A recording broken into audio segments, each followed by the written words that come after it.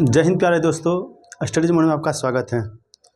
आइए आपको लेकर चलते हैं आज नोबेल पुरस्कार की दुनिया में। नोबेल पुरस्कार आप लोग को मिल गया आज 2024 का नोबेल पुरस्कार का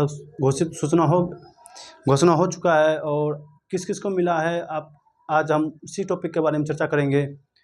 और पहले देखते हैं नोबेल पुरस्कार का कैसे आगमन हुआ है, कैसे कैसे इसका आविष्कार हुआ है, उसके बारे में चलते हैं। पहले इसके बारे में पहले थोड़ा सा बेसिक जान लीजिए। उसके बाद का एग्जाम में बेसिक भी बहुत पूछता है एग्जाम में।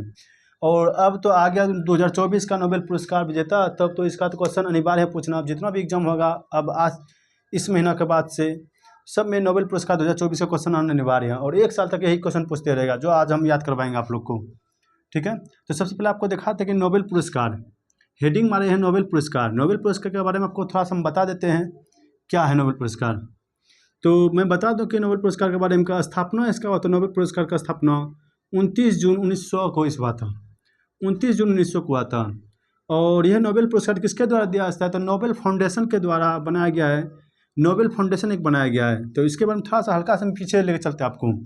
तो देखिए कि और नोबेल पुरस्कार दिया जाता है किसके यादगार में? तो नोबेल पुरस्कार आपको दिया जाता है यादगार में। देखिए यहाँ पर लिखा होगा अल्फ्रेड नोबेल के याद में। अल्फ्रेड नोबेल जो हमारा है, यह एक वैज्ञानिक था और डायनामाइट का आविष्कार किया था।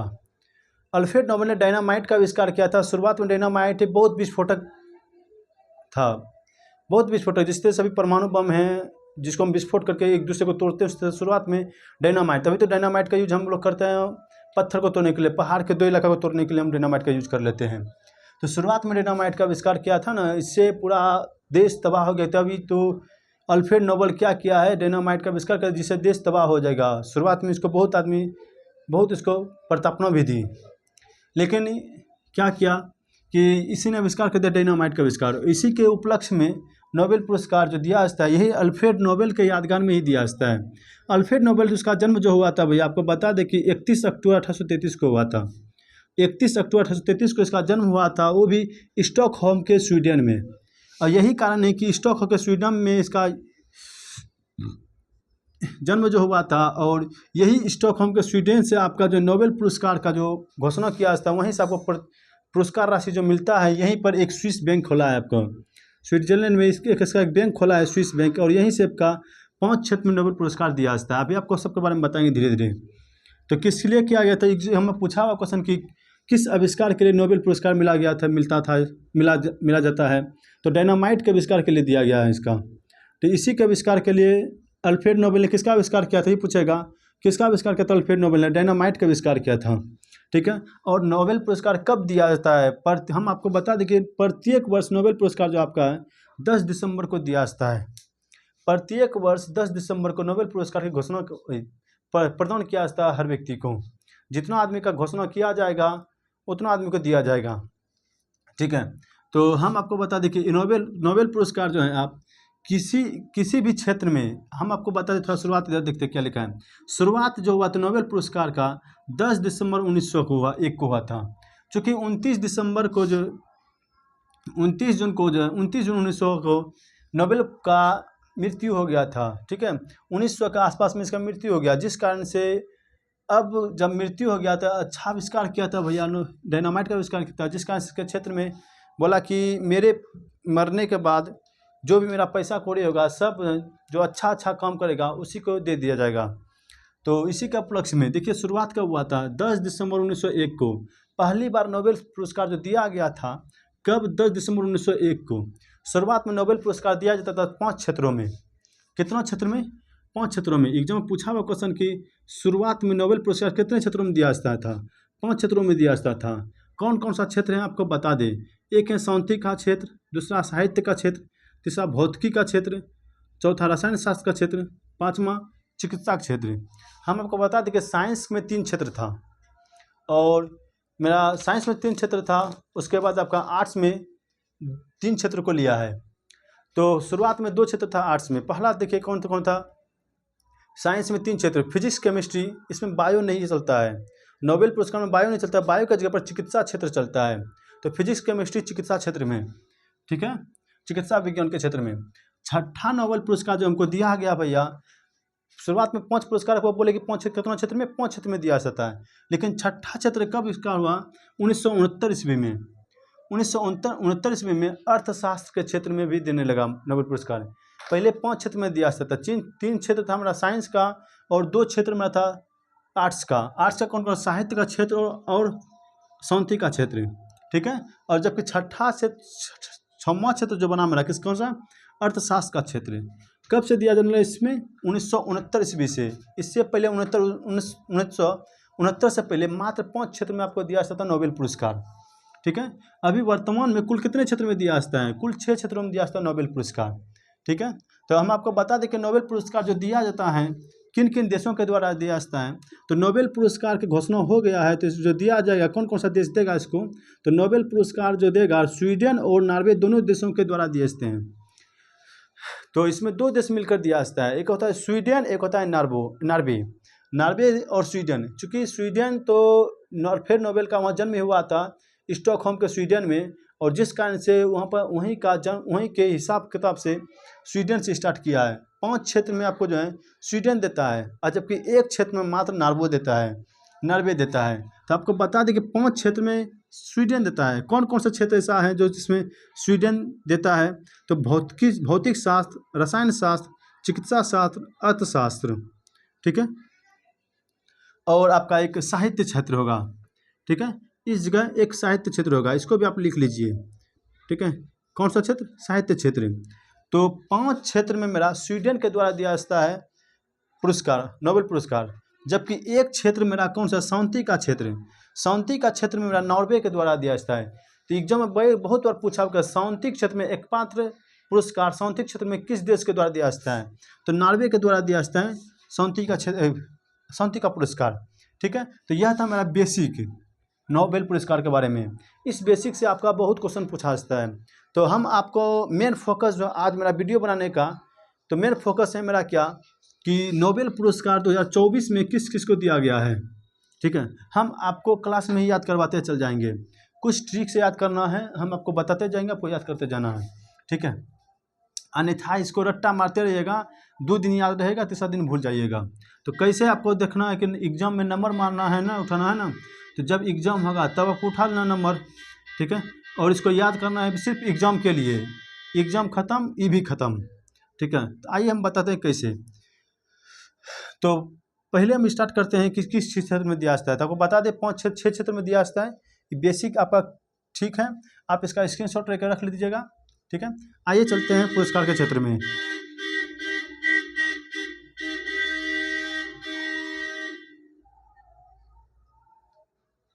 ठीक है, आइए आपको याद करवाते हैं।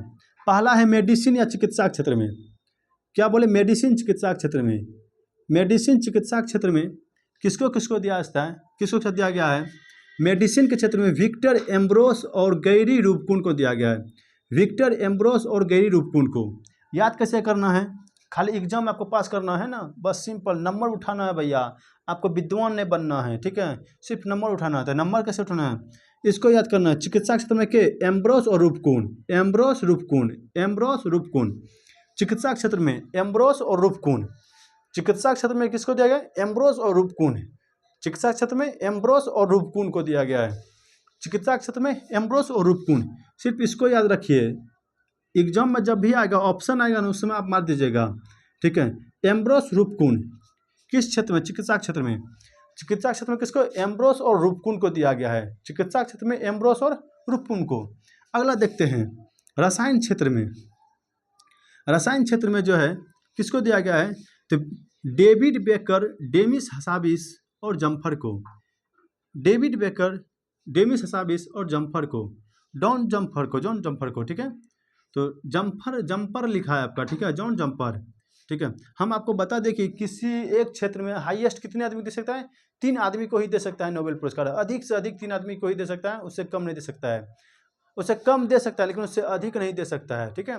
अधिक से अधिक 3 आदमी को दे सकता है, उससे कम तो 1 आदमी को भी दे सकता है, ठीक है, और नहीं भी दे सकता है।